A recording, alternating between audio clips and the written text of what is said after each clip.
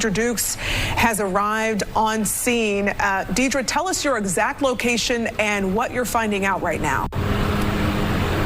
We are joining you live along Cliftondale Road, just off of Houston Mill Road. Still a very active scene here right now. As you can see from the pictures that we're showing you, you have dozens of police cars lining Clifton Road. You have officers who are rerouting traffic around this area. Just up the street where you see the sea of blue lights is where the CDC, the area of the CDC and that CVS that you all have been referencing is located.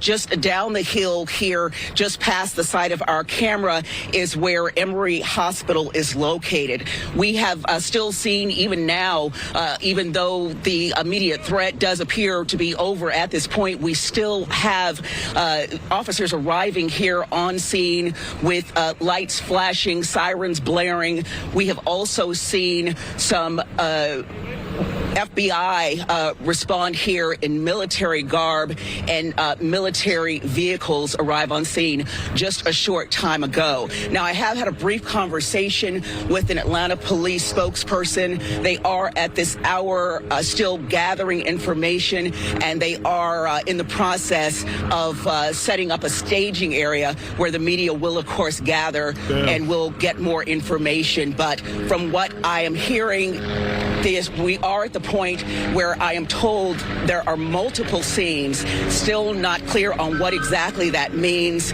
but there are multiple scenes, I have been told. We also are hearing out here, no official confirmation right now, but we are hearing from police sources that the shooter is dead. It's unclear whether that individual shot themselves or if they were shot by perhaps a law enforcement officer or another individual.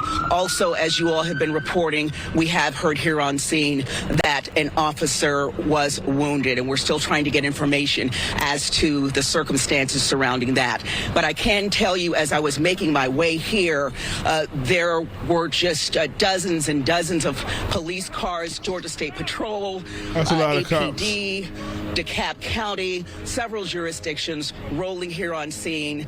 Reports of the active shooter here in the area of the CDC, and everyone came at once.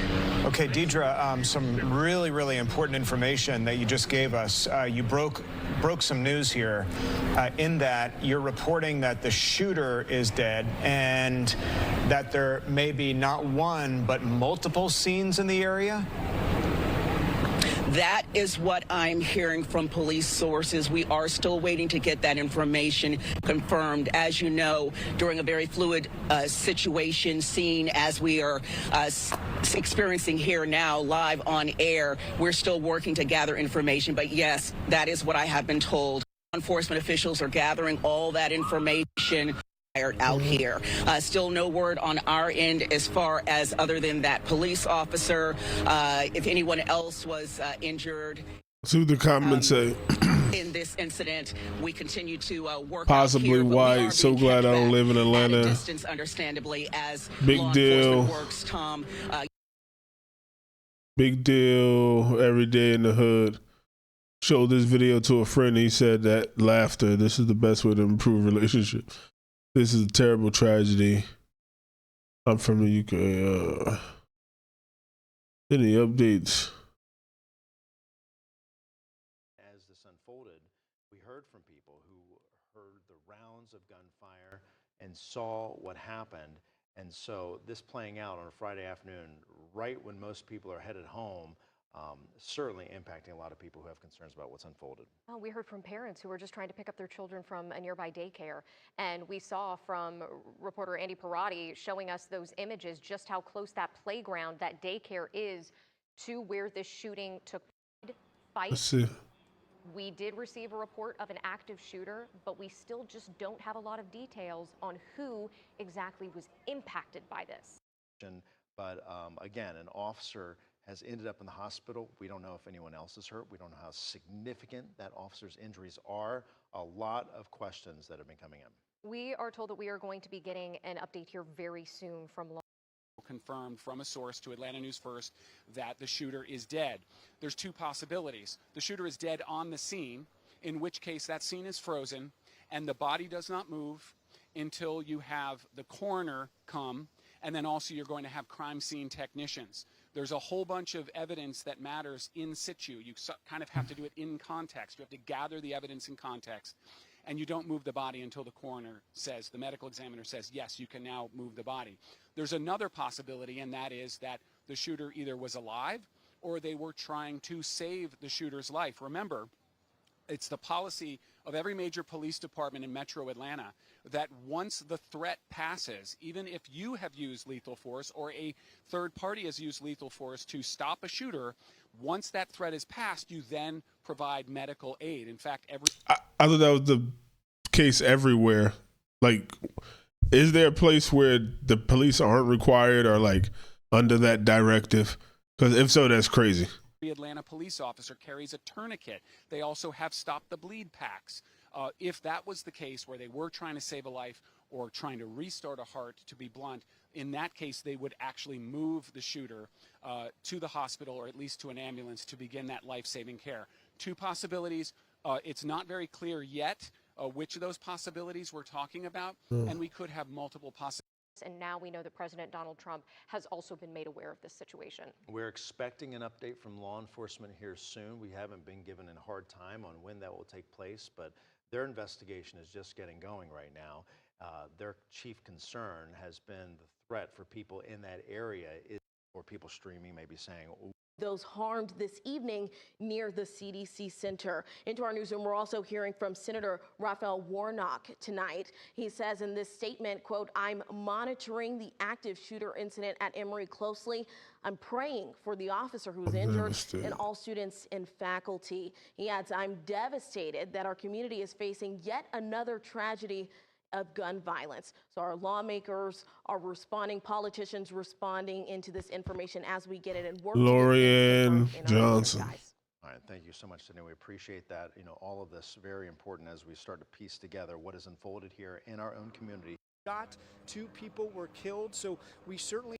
The DeKalb County CEO, who says that there is no further threat to the public at this time, but they still, out of an abundance of caution, are urging everybody See how many he said again. Stay in their homes and allow law enforcement to do their jobs. Well, we have a team of reporters out there. I want to bring in Atlanta News First senior reporter Patrick Quinn, who's been talking with people out there this afternoon. And Patrick, I know you're about a half a mile away from where all this unfolded. So is that 2 people dead besides the officer? Hey, Blair, we're now much closer. I would say just a couple hundred feet away from that CVS at Emory Point, right across the street from the CDC. And if you're looking at your screen right now, we were just able to see this is Mayor Andre Dickens. He is on scene here. You'll see him there in the white shirt.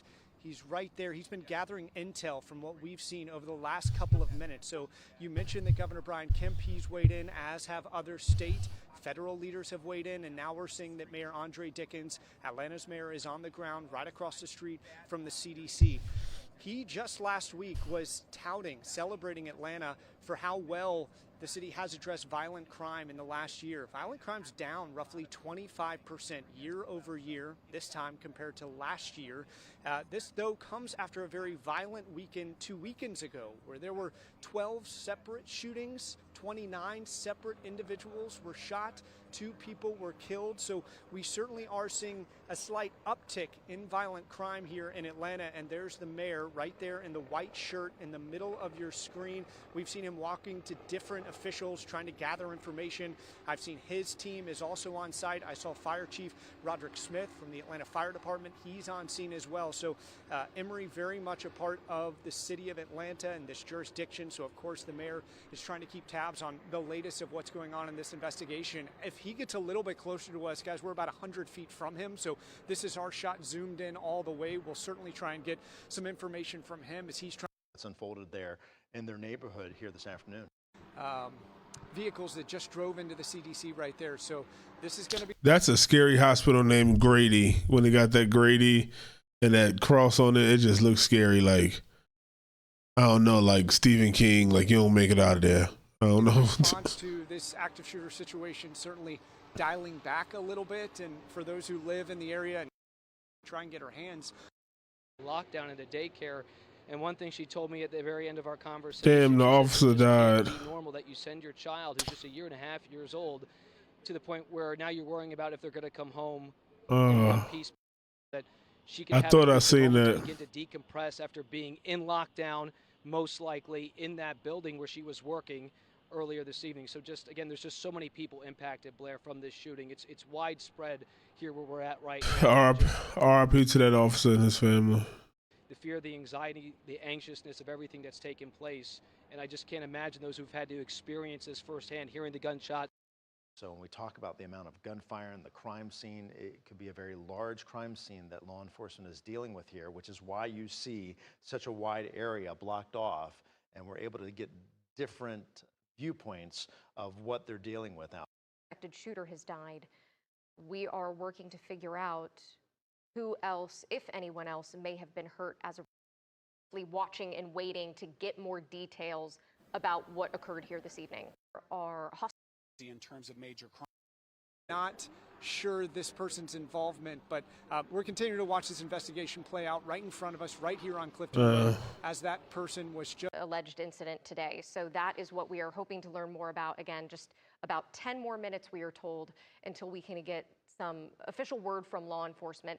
This has been very fluid. Investigators have been out there trying to piece all of this together, and that's sad. RIP to the officers and their families and whoever else was shot.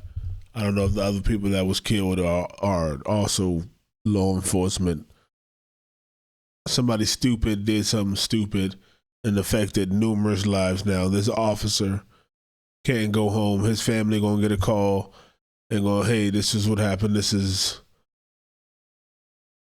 Dang. And it was just something else that happened like this a couple days ago. Let me know, Cave Dwellers, what y'all think. RIP to this, man, damn, that shooter just taking emotional. Emotional man did something. Men can either create or destroy. Either one they can be great at. Remember that, Cave Dwellers. Like, share, subscribe.